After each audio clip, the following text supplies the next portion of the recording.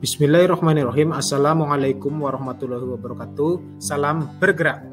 Oke, nama saya Suripto. Saya adalah calon guru penggerak angkatan 5 dengan fasilitator Ibu Titik Mujayanti dan pengajar praktik Bapak Yusef Kurniawan. Pada kesempatan kali ini saya akan mendeskripsikan tentang tugas 1.1A8 tentang koneksi antar materi, kesimpulan dan refleksi dalam modul 1.1. Pada tugas 1.1A.8 ini ada 3 pembahasan yang akan saya deskripsikan. Yang pertama adalah pemahaman tentang murid dan pembelajaran sebelum mempelajari modul 1.1. Yang kedua, perubahan pikiran dan perilaku setelah mempelajari modul 1.1. Dan yang ketiga adalah penerapan yang dilakukan sesuai dengan pemikiran Ki Hajar Dewantoro yang ada di modul 1.1. Oke, untuk yang pertama adalah tentang pemahaman murid dan pembelajaran sebelum memahami konsep Ki Hajar Dewantoro yang ada pada modul 1.1. Di sini saya berpendapat sebelum memahami konsep Ki Hajar Dewantoro bahwasanya murid itu merupakan lembaran kertas putih. Guru tidak memandang murid sebagai individu yang unik. Guru tidak memandang individu memiliki karakteristik, potensi, bakat, dan minat belajar yang beraneka ragam. Guru menyeragamkan gaya belajar dan kecepatan murid dalam pemahaman materi pada pembelajaran. Di sini guru juga menganggap bahwa murid merupakan pihak yang harus ditransfer pengetahuan sebanyak-banyaknya oleh guru.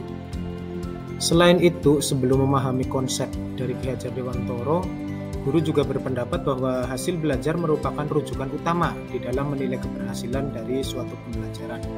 Guru belum memperhatikan proses yang dilakukan murid dalam pembelajaran.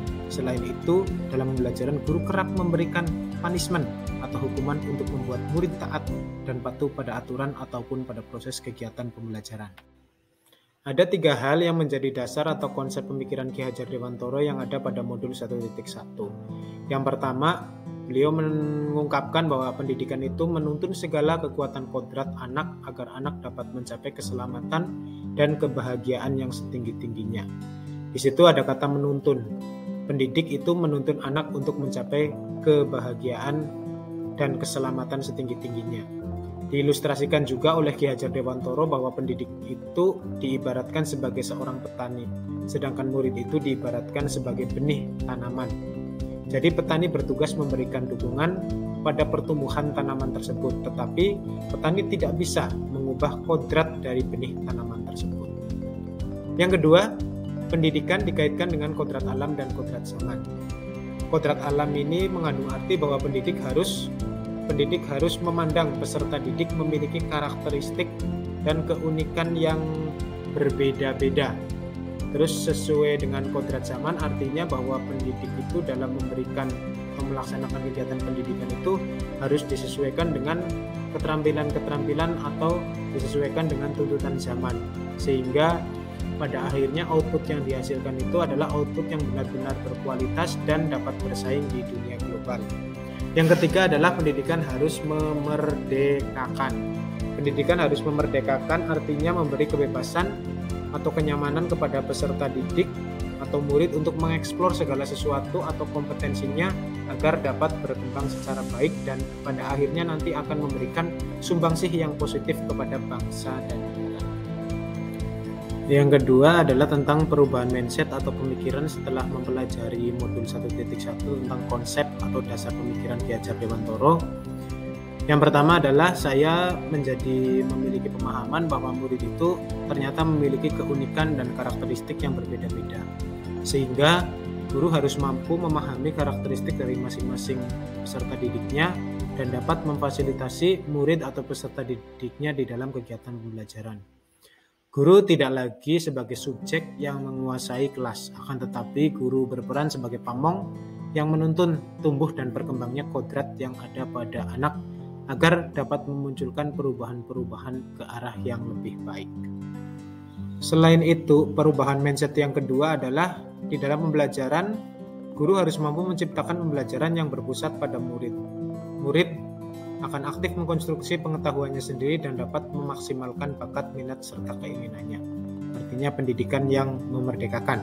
Dan pada akhirnya akan menyajikan nuansa pembelajaran yang bermakna dan memberikan dampak pada ketercapaian tujuan pembelajaran. Adapun beberapa hal yang dapat diterapkan untuk mewujudkan pemikiran Ki Hajar Dewantara antara lain adalah guru harus menciptakan pembelajaran yang berpusat pada murid atau student center. Di sini bisa ditempuh dengan cara pemilihan model pembelajaran yang dapat mengoptimalkan peran murid di dalam kegiatan pembelajaran. Yang kedua, pendidik menjadi teladan atau dalam nuansa penanaman karakter. Guru menampilkan kebiasaan dan perilaku yang baik dalam keseharian agar menjadikan contoh penanaman karakter pada murid. Yang ketiga, guru melakukan pendekatan kepada murid untuk mengetahui karakteristik bakat dan minat murid. Yang keempat adalah menciptakan pembelajaran yang bermakna. Menciptakan rasa senang, rasa nyaman murid di dalam pembelajaran sehingga akan menciptakan pembelajaran yang bermakna bagi murid. Yang selanjutnya adalah memotivasi murid. Setelah melakukan kegiatan pendekatan, mengetahui karakteristik dari peserta didik, guru melakukan kegiatan motivasi.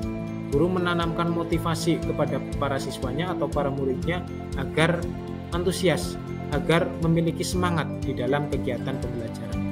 Yang selanjutnya adalah menciptakan suasana pembelajaran yang merdeka. Peserta didik setelah diperhatikan, difasilitasi, dan diberikan rasa nyaman dalam kegiatan belajar, nantinya peserta didik diharapkan dapat mengoptimalkan segala potensi yang ada pada dirinya, sehingga apa kemampuan atau potensi yang ada di dalam dirinya itu dapat termaksimalkan, dapat teroptimalisasi, dan dapat difasilitasi oleh pendidik, sehingga perkembangan dan pertumbuhan anak menjadi sempurna. Demikian yang dapat saya sampaikan dalam tugas 1.1.8 ini. Terima kasih. Salam bahagia, salam sehat, salam bergerak. Akhir kata, wassalamualaikum warahmatullahi wabarakatuh.